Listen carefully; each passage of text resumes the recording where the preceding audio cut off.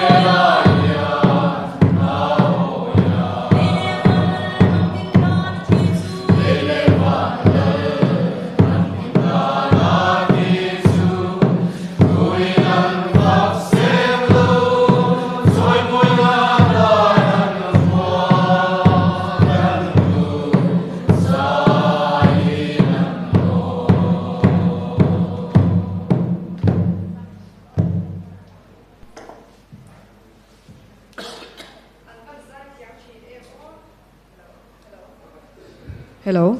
Oh, an van zai thiam shin em. An hla pahnih na turin tunge lo potang o an zinga chang khan. Không ngain pakhat lo chok mai se. Hemila an sak zo hianin helaya hianin tu emo ni ber kha an khuang pu emo kha local se an hla chungchanga zo na te kan lo zot ve do na ni. Tuna kan anin buat sai na zinga mi pakhat mana mosian kana na thira ti la aron sale do na chata ka zai turin kan du sakna kan hlan le e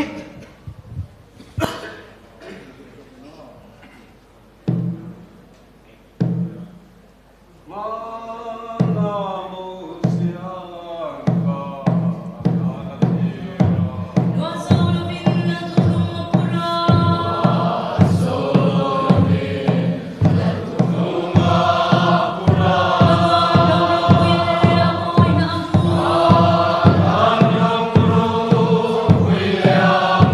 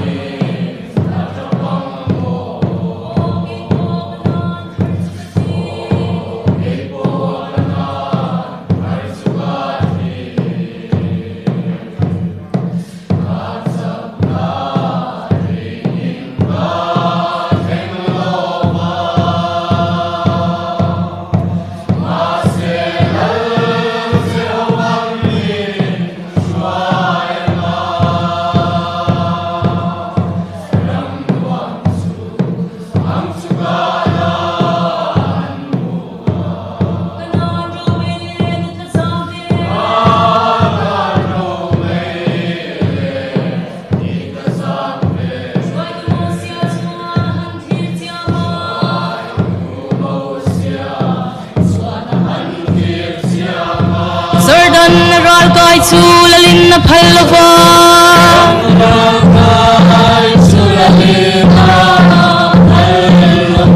amangai te chu san santa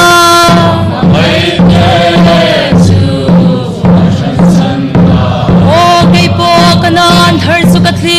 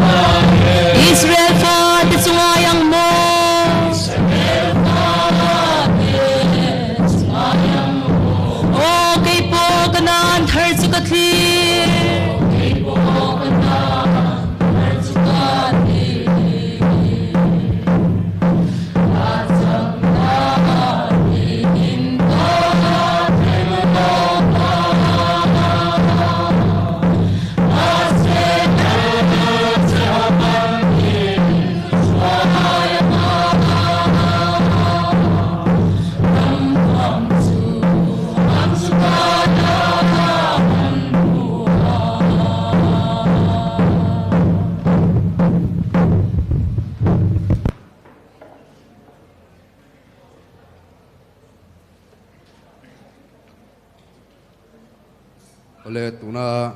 zai kan ngai thla zo chi te kha Dental branch YMA ten ni a zai thiam le dap dap khop maya tikhan an to tami te aroin remanga chumi chung chuan an khuang pu emo kha helai rong kal sela kom na hun to te kan lo mang don nia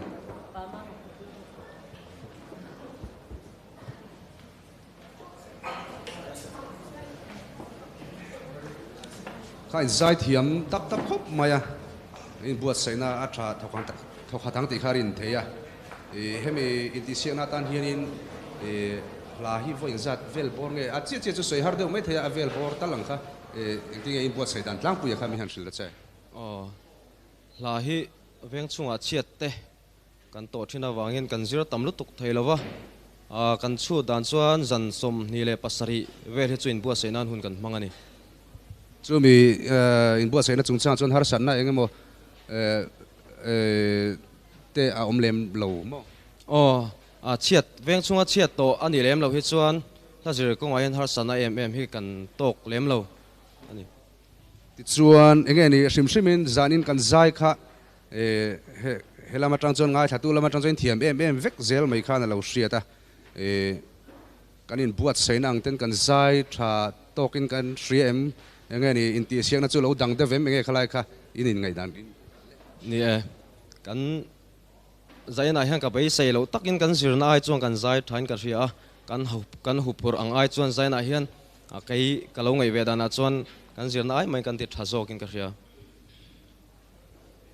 tun in ti siak na ta na central YMA na hlaron thlan chua som te kha enge ni kan lo hriat sat lang puya ni nge ni han zir thar ngial nga yang chi te kha kan omem o som singa ka chuan kan hriat sa le kan lo sak thin sa te chu om thawa amaro chu kan la sak ngai lem lo khorin lama te le kan sak tam lo zaina hin kan ron thlang chuak ani lo om hle mai eden thar branch YMA te sang tak thlenga champion ngai turin du sakna kan hlan chewa ti chuan pusi kan judge te si ngami pusi vanal siama buat sai lunglen hlabu hi hlan cheu ani